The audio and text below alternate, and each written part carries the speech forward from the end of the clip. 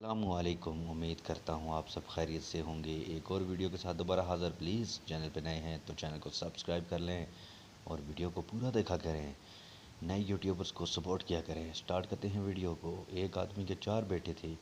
وہ چاہتا تھا کہ اس کے بیٹے یہ سبق سیکھ لیں کہ کسی کو پرکھنے میں جلد بازی کا مظاہرہ نہ کریں، لہذا اس بات کو سمجھانے کے لیے اس آدمی نے اپنے بیٹوں کو ایک سفر پر روانہ کرنے کا فیصلہ کیا اور دور دراز علاقے میں ناشپاتی کا ایک درخت دیکھنے کے لیے بھیجا۔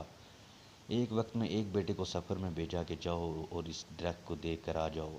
باری باری سب کا سفر شروع ہوا۔ پہلا بیٹا سردی کے موسم میں گیا، دوسرا بہار میں، تیسرا گرمی کے موسم میں اور سب سے آخر والا چھوٹا بیٹا خزاں کے موسم میں گیا۔ جب سب بیٹے اپنا اپنا سفر ختم کر کے واپس لوٹ آئے تو اس آدمی نے اپنے چاروں بیٹوں کو ایک ساتھ طلب کیا اور سب سے ان کے سفر کی الگ الگ تفصیل کے بارے میں پوچھا۔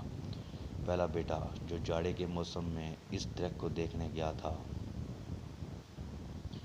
اس نے کہا، ابا جان، وہ درخت بہت بدصورت، جھکا ہوا اور ٹیڑھا سا تھا۔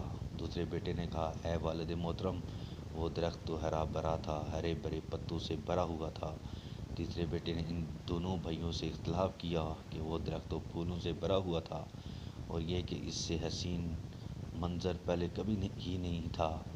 سب سے چھوٹے بیٹے نے اپنے سب بھائیوں سے اتفاق ظاہر کیا کہ وہ ناشپاتی کا درخت تو پھل سے لدا ہوا تھا اور ان پھل کے بوجھ کی وجہ سے وہ درخت زمین پر لگا ہوا تھا اور زندگی سے بھرپور نظر آ رہا تھا۔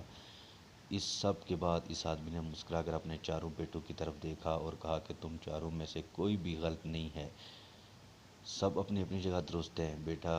بیٹے باپ کا جواب سن کر بہت حیران ہوئے کہ ایسا کس طرح ممکن ہے۔ باپ نے اپنی بات جاری رکھتے ہوئے کہا کہ میرے بیٹو، تم کسی بھی درخت یا آدمی کو صرف ایک موسم یا ایک حالت میں دیکھ کر کوئی حتمی فیصلہ نہیں کر سکتے۔ کسی فرد کو جاننے کے لیے تھوڑا وقت ضروری ہوتا ہے۔